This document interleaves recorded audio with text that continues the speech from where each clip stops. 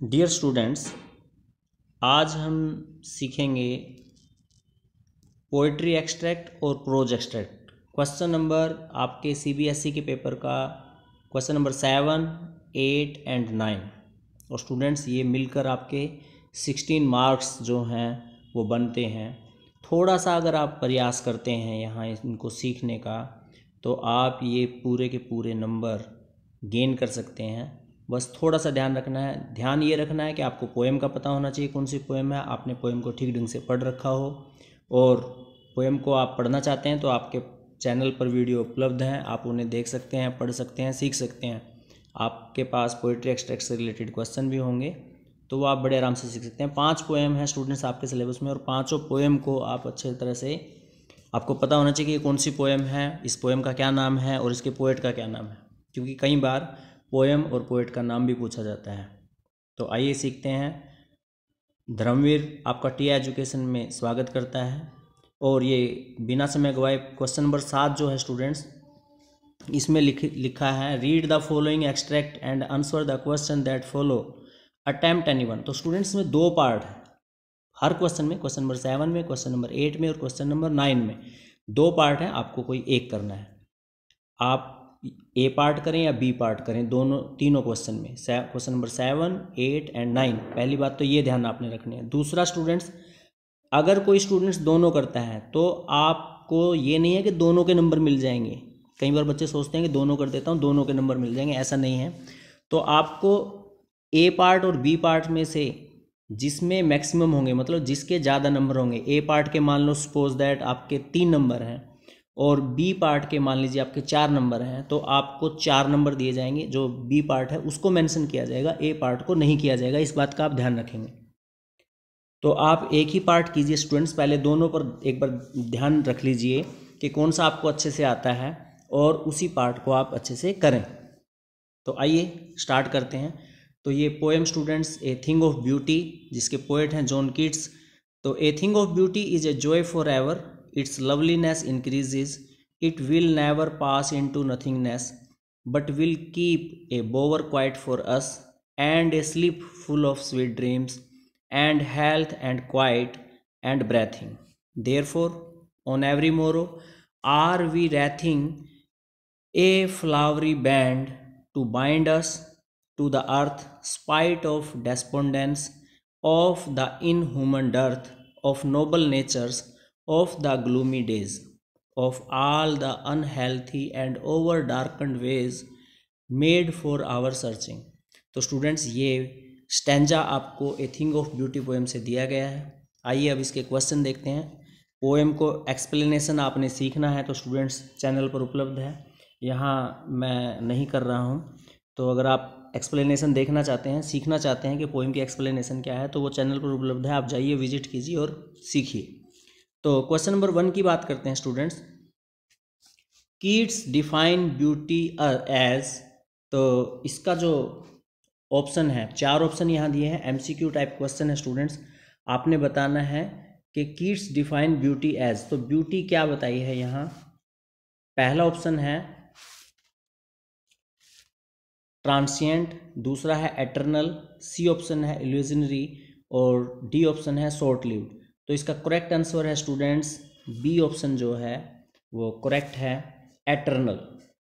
Question number 2 है will keep a bower quiet for us mean all of the following except। तो students ये देखिए bold letter में जो लिखा है एक्सेप्ट, इसका मतलब है छोड़कर, कि 3 ऑप्शन को छोड़कर कौन सा ऐसा ऑप्शन है जिसको छोड़ना है।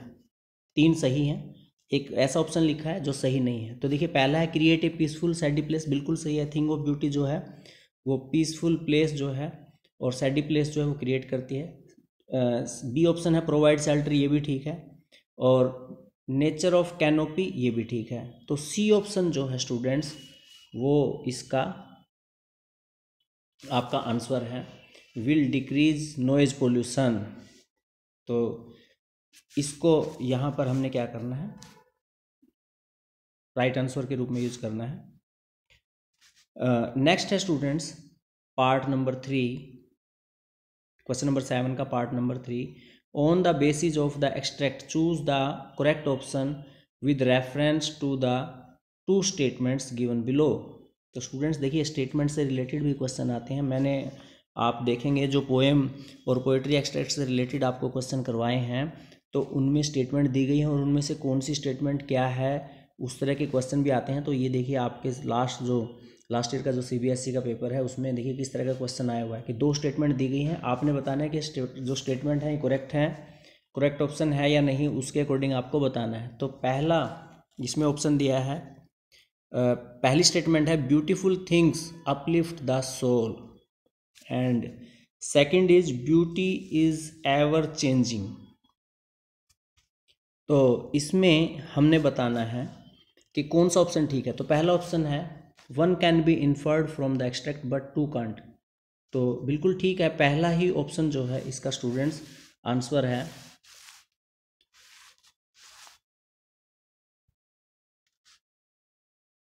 पहला ही जो इसका आपका ए ऑप्शन जो है स्टूडेंट्स ये इसका आंसर है, one can be inferred from the extract but two can't.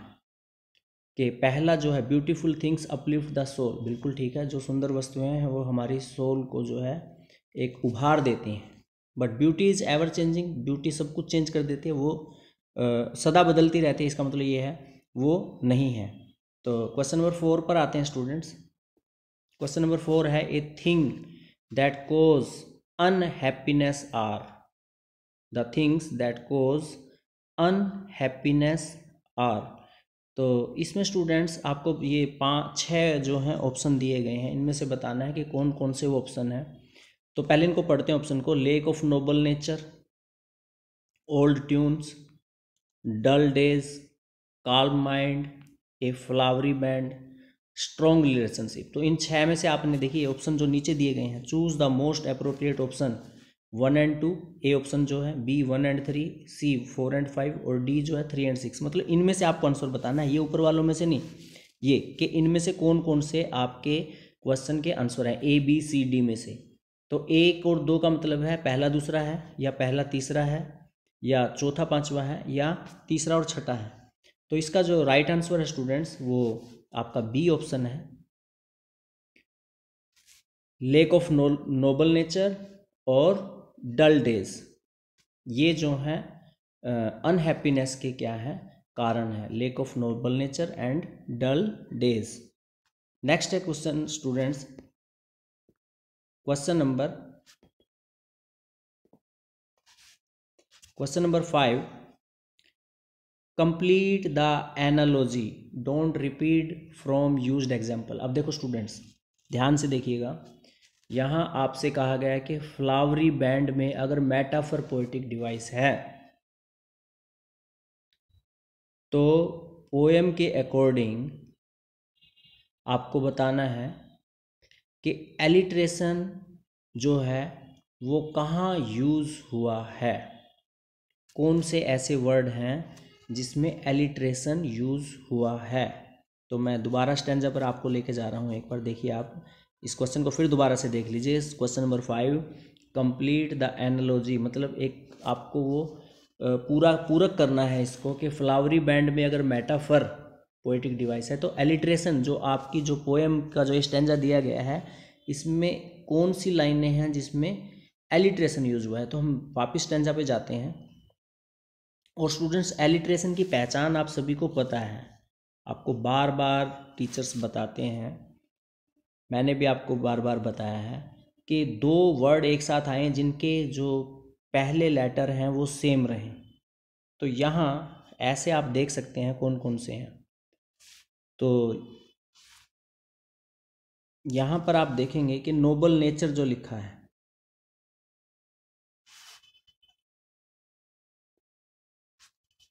Nobel nature and band to bind us. एक तो देखो स्टूडेंट्स ये बैंड टू बाइंड, और एक नोबल नेचर जिसमें कि एन आता है, a thing of beauty Joy for ever its loveliness increases, ये नोबल नेचर रहा स्टूडेंट्स, ये रहा। तो ये 2 वर्ड जो हैं ये इनमें से अगर कोई एक आप लिख देते हैं तो आपको यहाँ क्वेश्चन जो है आपका ठीक होता है। देखिए नोबल नेचर में भी एन आता है, बैंड टू बाइंड में भी बी आया है। तो इस तरह से आप अपने क्वेश्चन का जो आंसर है वो बता सकते हैं। नेक्स्ट देखिए question number 6। According to the poet every morrow we are, तो इसमें हम क्या लिखेंगे, पोएम के अकॉर्डिंग क्या लिखा जाएगा यहाँ। तो पोएम के अकॉर्डिंग देखिए क्या है, यहाँ दिया हुआ है ये ऑन एवरी मोरो। इस लाइन में देखिए स्टूडेंट्स, स्टैंजा की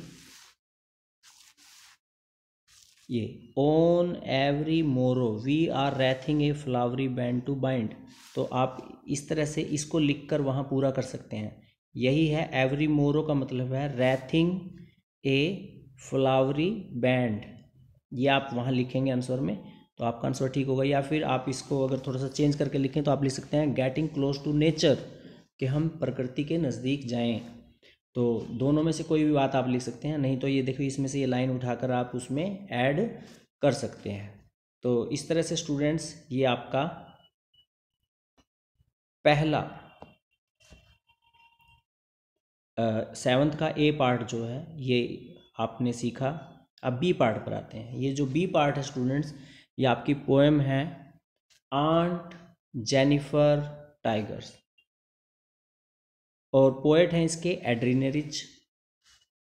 तो स्टैंजा देखिए स्टूडेंट्स है aunt Jennifer tiger prance across a screen bright topaz denizens of a world of green, they do not fear the man beneath the tree, they pace in slick chivalric serenity, Aunt Jennifer's finger flittering through her wool find even the ivory needle hard to pull, the massive weight of uncle's wedding band sits heavily upon Aunt Jennifer's hand। तो हम B part जो है students अब ये करेंगे, और B part में इसको देखिए स्टूडेंट्स, अगर आपने एक्सप्लेनेशन इसकी सीखनी है, आप सीखना चाहते हैं तो चैनल पर जाइए, विजिट कीजिए। आंट जेनिफर टाइगर जो पोएम है वो आपको एक्सप्लेनेशन मिल जाएगी पार्ट 1 में, और इसके पोएट्री एक्सट्रैक्ट से रिलेटेड क्वेश्चन भी मिल जाएंगे स्टूडेंट्स आपको। तो इसमें पहला जो क्वेश्चन है वो है denizens of the world of green refer to. तो डेनिजन्स होते हैं निवासी स्टूडेंट्स। तो ग्रीन, वर्ल्ड ऑफ ग्रीन मतलब फॉरेस्ट, फॉरेस्ट के निवासी किन्हें कहा गया है। तो आप यहाँ देखिए हंट्समैन शिकारी, आंट जेनिफर यहाँ चाची का नाम है, जेनिफर अंकल, और टाइगर्स। तो हमारा जो राइट आंसर होगा स्टूडेंट्स वो कौन सा होगा, तो आप बता सकते हैं कि यहाँ जो डी ऑप्शन है वो आपका राइट आंसर है। उसके बाद है choose the option that display the same poetic device as used in the second line. जो सेकेंड लाइन है एक्सट्रैक्ट की, उसमें पोएटिक डिवाइस जो है वो किस में यूज हुआ है। तो choose the option that display the same poetic device as used in the second line of extract. तो यहाँ दिया है heart of stone, tree sprouting, silver spoon, white murder. तो जो आपका ए ऑप्शन है स्टूडेंट्स, हार्ट ऑफ स्टोन, जो second line है, इसने कहा है choose the option that display the same poetic device as used in the second line of the extract. Second line में जो पोएटिक डिवाइस यूज हुआ है उसको आपने यहाँ बताना है कि सेम वही इसमें कहाँ है। तो हार्ट ऑफ स्टोन जो है उसमें ये यूज हुआ है। उसके बाद क्वेश्चन नंबर 3 जो है students, the man sitting beneath the tree are. तो जो पेड़ के नीचे जो लोग बैठे हैं वो कौन है, तो उनको हम यहाँ किस से रिलेटेड बताएंगे, हंटर से रिलेटेड बताएंगे। तो यहाँ आंसर में लिखेंगे द हंटर,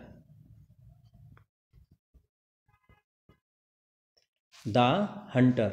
तो जो तीसरा क्वेश्चन है उसमें हम लिखेंगे the man sitting beneath the tree are the hunter, वो क्या है, शिकारी के रूप में है।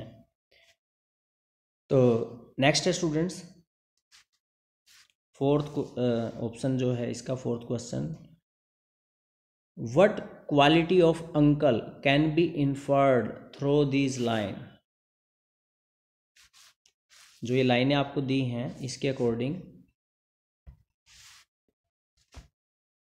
सॉरी,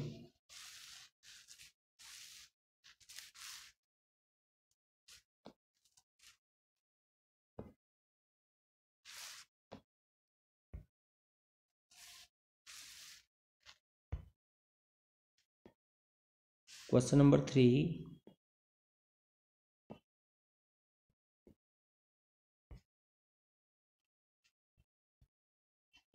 क्वेश्चन नंबर 4 जो है, what quality of uncle can be inferred through this line.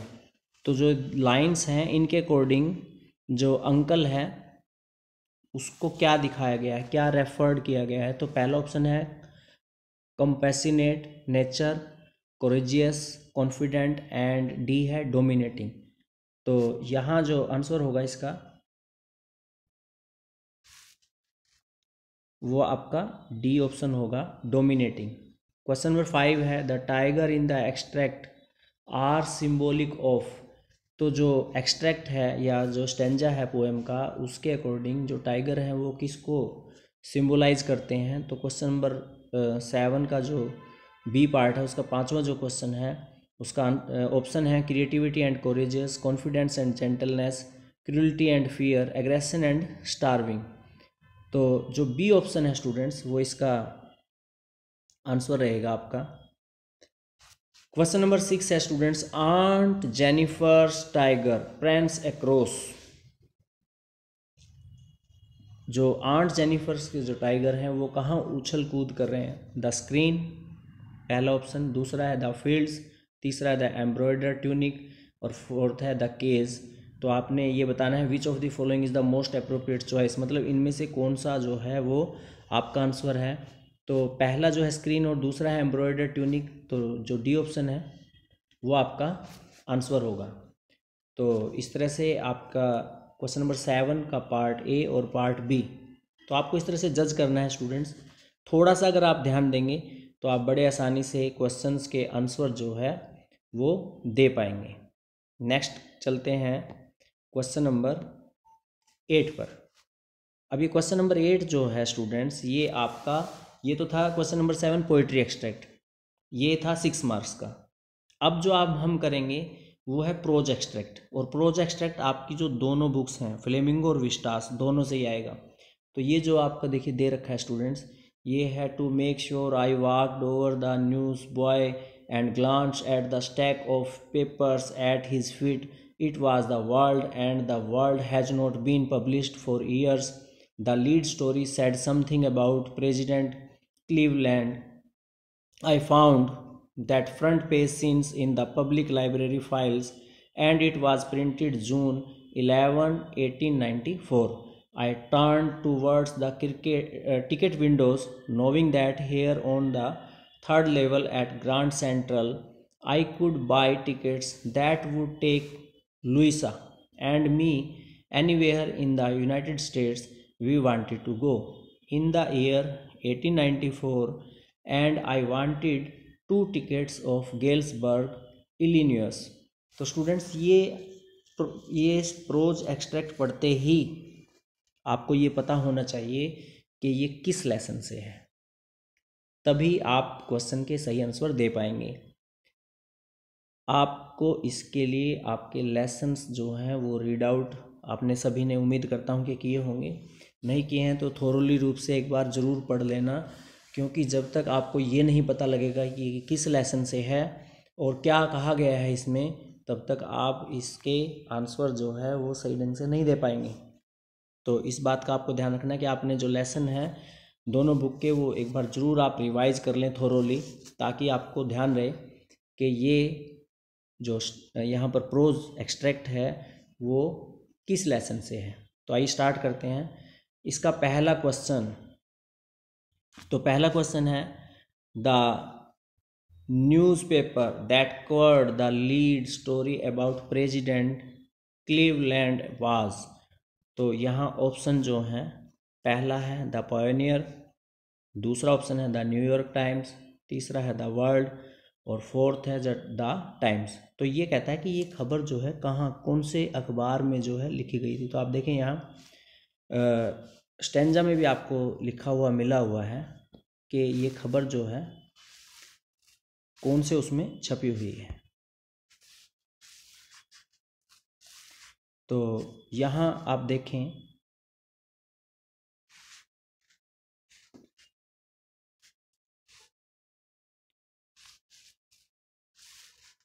यहाँ आप देखेंगे कि यहाँ ये नाम आपको दिया हुआ है the world, it was the world, the world has not been published for year. तो जो आपका सी ऑप्शन है वो राइट आंसर है। उसके बाद है the narrator wanted to buy tickets to. अब वो कहाँ जाना चाहता है, तो ये भी आप देखिए यहाँ इसमें दिया हुआ है I wanted to tickets of Gelbergs. तो आंसर जो है यहाँ क्या आ जाएगा, गेलबर्ग्स आप ये लिखेंगे इसमें, ये वाला। उसके बाद है question number 3 students. Question number 3 जो है उसमें पूछा है which of the following in the extract most nearly means the opposite of stare. तो स्टेयर का अपोजिट मीनिंग जो है वो आपको बताना है। तो ये भी आपके वोकेबुलरी से रिलेटेड है स्टूडेंट्स क्वेश्चन, और यहाँ आपको 4 ऑप्शन दे रखे हैं। तो सबसे पहले आपको ये पता होना चाहिए कि जो ये दिया गया है मीनिंग, इसका क्या अर्थ है। तो आप बड़े आराम से आप इसके बारे में जो है बता पाएंगे। तो इसमें आपकी कहीं ना कहीं वोकेबुलरी जो है स्टूडेंट्स वो काम करती है। तो स्टेयर का मतलब होता है स्टूडेंट्स एकटक देखना, और इसका इसने पूछा most nearly means the opposite of stare. तो जो ग्लांस है आपका पहला ऑप्शन, इसका मतलब है झलक, मतलब वो तो स्टेयर का मतलब होता है घूरना और एकटक देखना, और ग्लांस का मतलब होता है एक झलक पाना। तो इसका अपोजिट जो नियरली मीनिंग है वो क्या होगा, आपका जो ग्लांस है, ए ऑप्शन जो है वो आपका राइट आंसर होगा। उसके बाद आगे चलते हैं स्टूडेंट्स। नेक्स्ट इसका जो बी पार्ट है, बी पार्ट जो है स्टूडेंट्स, सॉरी एक मिनट, इसमें फोर्थ रह गया है, फोर्थ को और देख लेते हैं। फोर्थ क्वेश्चन जो है Charlie wanted to tickets because he wanted to go with, वो किसके साथ जाना चाहता है। तो आपको पता है कि उसकी जो वाइफ है उसका नाम क्या है, आप सभी को पता होगा। तो सी ऑप्शन जो है लुइसा, वो अपनी वाइफ लुइसा के साथ जाना चाहता है, इसलिए वो 2 टिकट्स बाई करना चाहता है गेल्सबर्ग के लिए। नेक्स्ट है students B part, when I was studying in the 3rd class I had not heard people speak openly of untouchability, but I had already seen, felt, experienced, and been humiliated by what it is. I was walking home from school one day, an old bag hanging from my shoulder. It was actually possible to walk the distance in 10 minutes, but usually it would take me from half an hour to an hour to dawdle along, watching along the fun and games that were going on, all entertaining novelties and oddities in the street, the shops and the बाजार। तो यहाँ students अब आपको ये जो दिया गया है पैराग्राफ प्रोज एक्सट्रैक्ट, आपको पता होना चाहिए किस लेसन से है, किसके बारे में ये बात यहाँ पर की गई है। तो आपने लेसन आपके इसमें है मेमोरीज ऑफ चाइल्डहुड, उसके जो पार्ट बी है बामा वाला, उसमें से ये पैरा जो है आपको दिया गया है। तो आपको इतना पता होना चाहिए पढ़ने से। तो यहाँ देखो कहा है कि ये बामा अपने बारे में बताती है कि जब वो 3rd क्लास में थी तो उसने अनटचेबिलिटी, छुआछूत के बारे में लोगों को बोलते हुए खुले रूप से सुना है, और इसका उसे अनुभव भी होता है। और वो कहती है कि जब वो अपने पुराने बैग के साथ स्कूल से घर के लिए आती थी कंधे पर टांग कर, तो 10 मिनट का रास्ता था, पर वो कम से कम आधा घंटा से 1 घंटा उसमें लगा देती थी। और वो अपना जो आधा से 1 घंटा समय नष्ट करती थी वो किस में करती थी? फन, गेम्स, और जो बाजार की जो गलियां हैं उसमें जो लगी दुकानें हैं, जो बाजार हैं, उनको देखते हुए वो वहाँ से निकलती थी। तो ये इस तरह का यहाँ आपको दिया गया है। तो पहला जो क्वेश्चन है स्टूडेंट्स, यहाँ आपसे पूछा गया है, the narrator was humiliated because, यहाँ कहा गया है कि ह्यूमिलिएटेड क्यों कहा गया है। तो इसका आंसर है कि she was born in a community that was treated as untouchable, या फिर आप कह सकते हैं विक्टिम ऑफ कास्ट डिस्क्रिमिनेशन। तो दोनों में से कोई भी आप आंसर लिख सकते हैं। यहाँ मैं लिख नहीं रहा हूँ, आप दोबारा से सुन लीजिए। जो पहला है the narrator was humiliated because, तो इसमें ये देखिए, ये या तो आप ये लाइन लिख सकते हैं, ये वाली जो पहली लाइन है इसके बारे में बात करते हैं हम, ये आप यहाँ लिख सकते हैं।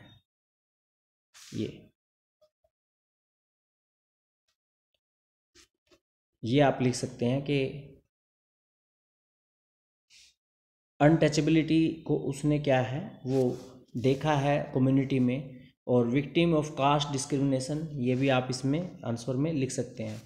उसके बाद देखिए क्वेश्चन नंबर 2 जो है इसका option, the narrator dawdled along as she.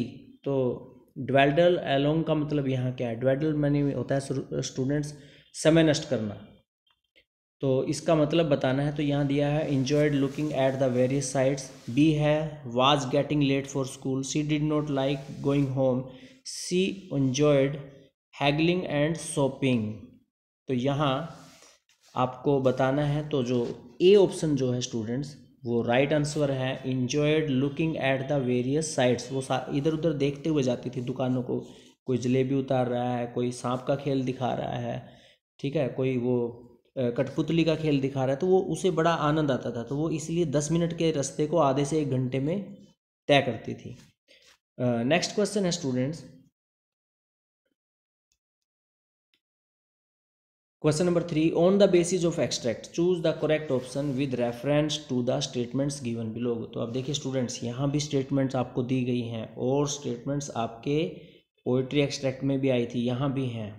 तो 2 स्टेटमेंट है, ध्यान से आपने पढ़ना है और जज करना है कि कौन सी सही है और कौन सी मतलब लिखी जा सकती है, कौन सी नहीं है according to the lesson. The distance from school to go to home was very short. C was feeling upset and so dawdling her way home. तो देखिए पहला तो ठीक है कि जो घर से स्कूल का जो डिस्टेंस है वो बहुत कम है, पर वो अपसेट थी इसलिए घर जाने में अपना समय नष्ट करती थी। तो जो दूसरा है वो नहीं है, पहला जो है वो है। तो first can be inferred from the extract but second can not. तो जो ए ऑप्शन है स्टूडेंट्स वो आपका आंसर होगा। ए ऑप्शन जो है ये, I can be inferred from the extract, first can be inferred from the extract and second can't. Question number 4 है the word novelties in the passage most nearly means, मतलब same meaning आपने novelties का जो है वो बताना है students. तो नॉवेल्टीज मीन जो सी ऑप्शन है स्टूडेंट्स वो आपका राइट आंसर है, unique and interesting items. Unique and interesting items, तो ये आपका सी ऑप्शन जो है आंसर होगा। उसके बाद स्टूडेंट्स क्वेश्चन नंबर 9, ये भी प्रोज एक्सट्रैक्ट हैं आपके और ये आपके फ्लेमिंगो बुक से है। पहला जो पार्ट है, I sometimes find A rupee even a 10 rupee note, Sahib says his eyes lighting up when you can find a silver coin in a heap of garbage. You do not stop scrambling, for there is hope of finding more. It seems that for children garbage has a meaning different from what it means to their parents. For the children it is wrapped in wonder, for the elders it is a means of survival. One winter morning I see Sahib standing by the fenced gate of the neighborhood club, watching 2 young men dressed in white playing tennis. I like the game, he hums, content to watch it standing behind the fence. I go inside when no one is around. He admits the gatekeeper let me use the swing. तो ये students आपका जो lesson है Lord spring, उससे यहाँ ये लिया गया है, जो पार्ट 1 है साहिब आलम वाला, तो उसमें से ये लिया गया है। तो यहाँ जो पहला क्वेश्चन है वो देखिए स्टूडेंट्स, यहाँ भी देखिए ये 6 नंबर का जो है यहाँ पर है। तो पहला क्वेश्चन है साहेब फाउंड ए रुपीज। साहेब जो है उसे जो 1 रुपीज़ जो है या जो पैसे हैं वो मिलते हैं, वो कहाँ मिलते हैं? गली में मिलते हैं, इन द गार्बेज डंप मिलते हैं, या इन फिरोज़ाबाद, या ऑन द टेनिस कोर्ट। तो हमने ये पढ़ा है कि वो गार्बेज क्राउनिंग करता है, तो इसका जो आंसर है बी ऑप्शन होगा, in the garbage dump. Second है स्टूडेंट्स इसका question, which emotion of Saheb is revealed in the phrase his eyes lightning up. तो इसका जो आंसर है स्टूडेंट्स, फ्रेज जो है हिज आइज लाइटनिंग अप, इसका हम एक वर्ड में इसको क्या लिखेंगे? तो इसमें 4 ऑप्शन दिए हैं, तो जो सी ऑप्शन है वो इसका आंसर होगा कि उसे वो क्या क्या देता था? खुशी देता था। हिज आइज लाइटनिंग अप, इसका मतलब है उसकी आंखों में जो चमक होती थी आंखों में, इसका मतलब है उसके अंदर एक खुशी जो है वो आती थी। Question number 3 students, for the garbage is, sorry, for the Elder garbage is and for the children it is. तो एल्डर्स के लिए जो है गार्बेज वो क्या होता था स्टूडेंट्स? वो सर्वाइवल होता था, सर्वाइवल। एल्डर्स के लिए जो गार्बेज है वो सर्वाइवल है, और जो चिल्ड्रन हैं उनके लिए students wrapped in wonder, wrapped in wonder. तो ये जो है स्टूडेंट्स आंसर हैं। पहले ऑप्शन जो पहला ब्लैंक है उसमें सर्वाइवल आएगा, दूसरा जो आपका ब्लैंक है उसमें रैप्ड इन वंडर आएगा। तो ध्यान से इसे देख लीजिएगा। उसके बाद है students question number 4, on the basis of the extract choose the correct option with reference 1 and 2 given below. तो 2 स्टेटमेंट आपको दिए हैं, Sahib watches the game from outside, Sahib had lost the previous match. तो आप इनमें से बताइए कि आपने जो पढ़ा पैसेज में आपको कौन सा ऑप्शन जो है वो ठीक लगता है। तो पहली बात तो ठीक है कि वो बाहर से गेम देखता था, बिल्कुल सही है, पर वो कभी मैच खेलता नहीं था, वो कभी भी गेम नहीं खेलता था। तो दूसरा ऑप्शन नहीं है, पहला है। तो इस हिसाब से आप देखिए इसमें स्टेटमेंट दिए हैं, first is true but second is not, second is true but first is not, both 1 and 2 are true, both 1 and 2 are untrue. तो जो पहला ऑप्शन है वो आपका आंसर होगा, first is true and second is not. उसके बाद है students, scrounging in the passage most nearly means. तो स्क्राउनिंग का मतलब क्या है यहाँ आपको बताना है। तो उसका सही मीनिंग है सर्चिंग, बी, सर्च करते थे वो। क्वेश्चन नंबर 6 जो है, there is a hope for finding more, explain with the reference to the above extract. तो there is hope for finding more का मतलब है, तो हम यहाँ लिख सकते हैं मोर मनी, मोर मनी, ये आप लिख सकते हैं। अगर कोई स्टूडेंट्स यहाँ लिखे स्टूडेंट्स मोर सिल्वर कॉइन्स, तो ये भी ठीक है। अगर कोई स्टूडेंट्स लिखे समथिंग प्रीसियस, तो ये भी ठीक है,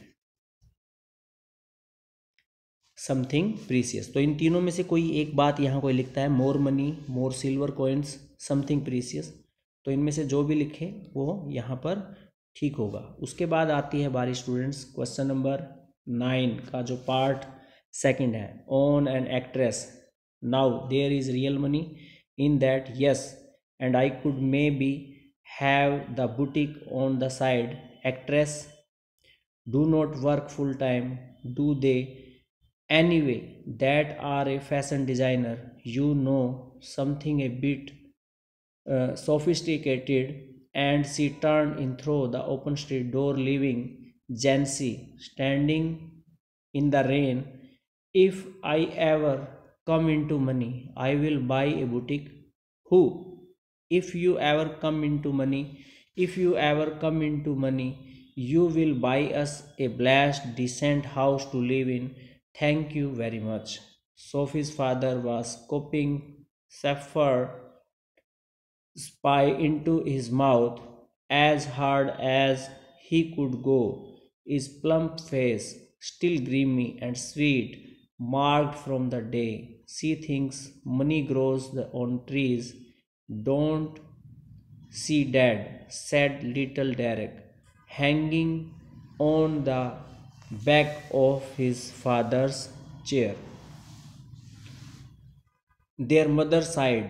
तो स्टूडेंट्स, ये आपको पता होना चाहिए कि ये जो प्रोज एक्सट्रैक्ट आपको दिया गया है, ये पैराग्राफ जो दिया गया है, ये किस लेसन से है। तो आपने लेसन पढ़ा होगा गोइंग प्लेसेस, उस लेसन से है स्टूडेंट्स। दो फ्रेंड्स हैं यहाँ, SoFi and जेंसी। SoFi dreamy girl है, जेंसी डाउन टू अर्थ या ज़्यादा फैसिनेटेड नहीं है, और जो सोफ़ी है वो फैसिनेटेड गर्ल है, ड्रीमी गर्ल है। और उसका जो यहाँ ड्रीम है वो क्या है कि वो मेहनत करेगी, उसके पास पैसे होंगे और वो एक क्या खोलेगी, बुटीक खोलेगी। और वो ये भी सोचते हैं कि बुटीक खोलने के लिए जो पैसे इकट्ठे करने हैं वो एक्ट्रेस बन के, डिज़ाइनर बन के या किसी का कहीं एम्प्लॉय बन के जॉब करके वो पैसा जो है कमाएगी। तो वो जेंसी से इसको शेयर करती है। और यहाँ इवन डाउन टू अर्थ की बात करें, ग्राउंड लेवल से जुड़ी हुई बात करें, तो वो बहुत ही पुअर हैं और एक बिस्किट फैक्ट्री, बेकरी जो है उसमें वो वर्क करते हैं, जहाँ से वो अपना सर्वाइवल भी करते हैं। तो इस को आप लेसन को पढ़ेंगे तो आपको अच्छे से समझ में आएगा कि ये इसमें क्या दिया गया है, और आपने पढ़ा भी होगा। तो इससे रिलेटेड पहला क्वेश्चन है students, first question is SoFi want to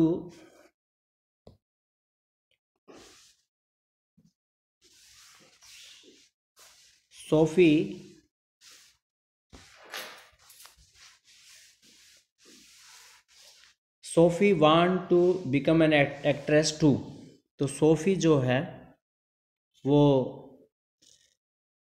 actress जो है वो बनना चाहती है। तो इसका आंसर होगा to earn money, to earn money. Sophie wants to become an actress, तो वो एक्ट्रेस बनना चाहती है किस लिए, कि धन कमाने के लिए। सेकंड है students, Jansie wanted Sophie to spend her money on. तो जो जेंसी है वो स्पेंड करना चाहती है अपना धन, तो उसके लिए यहाँ अपनी शादी के लिए या her careers to open a boutique, buying a house. तो इसमें से आप बताइए स्टूडेंट्स कौन सा आंसर इसमें आप लिखना चाहेंगे। तो जो दूसरा है, तो दूसरे में यहाँ आप वैसे मेनली तो क्या है यहाँ पर, तो ओपन ए बुटीक जो है जिक्र किया गया है। पर स्टूडेंट्स आप देखिए कि सभी जो है यहाँ option, her marriage, her career, to open a boutique, buying a house, ये सब उसके ड्रीम है।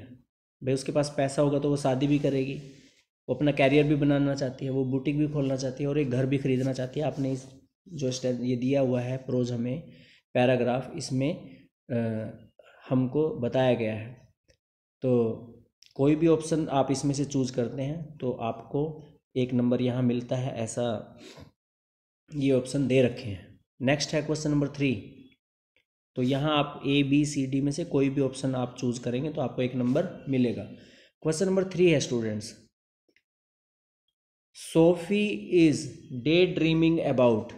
जो सोफ़ी है वो डे ड्रीमिंग है, किसके लिए डे ड्रीमिंग है, उसने क्या क्या सोचा है स्टूडेंट्स। अब आप यहाँ देख सकते हैं, यहाँ जो दिया हुआ है वो क्या क्या बनना चाहती है। वो एक बुटीक खोलना चाहती है, उसके लिए वो क्या बनना चाहती है, एक्ट्रेस बनना चाहती है, डिज़ाइनर बन सकती है, वो कहीं काम कर सकती है। तो इनमें से कोई भी आप यहाँ लिख सकते हैं। जो ये आपका क्वेश्चन है, question number 4, the phrase money grows Sophie is day dreaming about, इसके लिए आप लिख सकते हैं बिकमिंग एन एक्ट्रेस, या फिर ओपनिंग ए बुटीक, या फिर becoming a manager in boutique, becoming a fashion designer. तो आप यहाँ इनमें से कोई भी एक लिख देंगे तो आपका क्वेश्चन का आंसर जो है पूरा हो जाता है। उसके बाद है the phrase money grows on trees indicate that Sophie, भाई जो पैसे हैं वो पेड़ों पर लगते हैं, इस फ्रेज का जो संकेत है सोफ़ी के लिए वो क्या है कि वो डे ड्रीमिंग गर्ल है। ये जो डे ड्रीमिंग ऊपर लिखा हुआ है थर्ड क्वेश्चन में, यही आप यहाँ लिख सकते हैं, या फिर आप लिख सकते हैं फैंटेसाइजिंग लिख सकते हैं, या इम्प्रैक्टिकल लिख सकते हैं। तो कोई भी आप वर्ड यहाँ यूज़ करें तो वो आपका क्वेश्चन का आंसर होगा। उसके बाद है question number 5 students. Question number 5 जो है, Sophie's mother sigh is one of, तो सोफ़ी की जो मदर है वो आह भरती है, एक सांस जैसे लेते हैं ऐसे, कोई बात जब घर पर कोई टॉपिक चल रहा होता है विशेष उसके रिगार्डिंग, तो इसमें हम जो डी ऑप्शन है उसको टिक करेंगे। हेल्पलेसनेस मतलब असहाय अपने आप को महसूस करती है, इसलिए यहाँ पर Sophie's mother sigh is one of, तो वो एकदम से आह भरती है, तो इसका मतलब वो क्या अपने आप को क्या फील करवाती है कि वो हेल्पलेसनेस है। क्वेश्चन नंबर 6 स्टूडेंट्स, इसका जो है from the extract Jansie come across as a, तो यहाँ पर हमें बताना है कि वो किस तरह की लड़की है इस एक्सट्रैक्ट के अकॉर्डिंग। तो यहाँ दिया हुआ है प्रैक्टिकल, डोमिनेटिंग, इमेच्योर, स्टारस्ट्रक्स। तो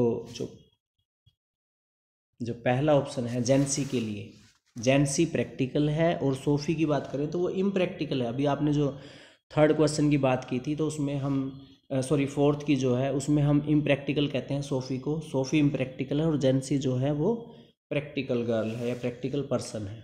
अब उसके बाद स्टूडेंट्स आपके ये जो क्वेश्चन नंबर 10 है, ये शॉर्ट आंसर क्वेश्चन आए हैं, और क्वेश्चन नंबर 11 जो है उसमें भी शॉर्ट आंसर क्वेश्चन आए हैं। तो आप ये देख सकते हैं कि आपको यहाँ 6 क्वेश्चन दिए हैं, 5 करने हैं, इसी तरह से यहाँ 3 क्वेश्चन दिए हैं, 2 करने हैं। तो आप कोशिश कीजिए कि जो आपको अच्छे से आते हैं वो क्वेश्चन आप करें, एक छोड़ दें दोनों में, और इन क्वेश्चंस को आप रिवाइज कर लीजिएगा। उम्मीद करता हूँ कि इनसे मिलते जुलते क्वेश्चन आपको पेपर में फिर दोबारा से मिल जाएंगे।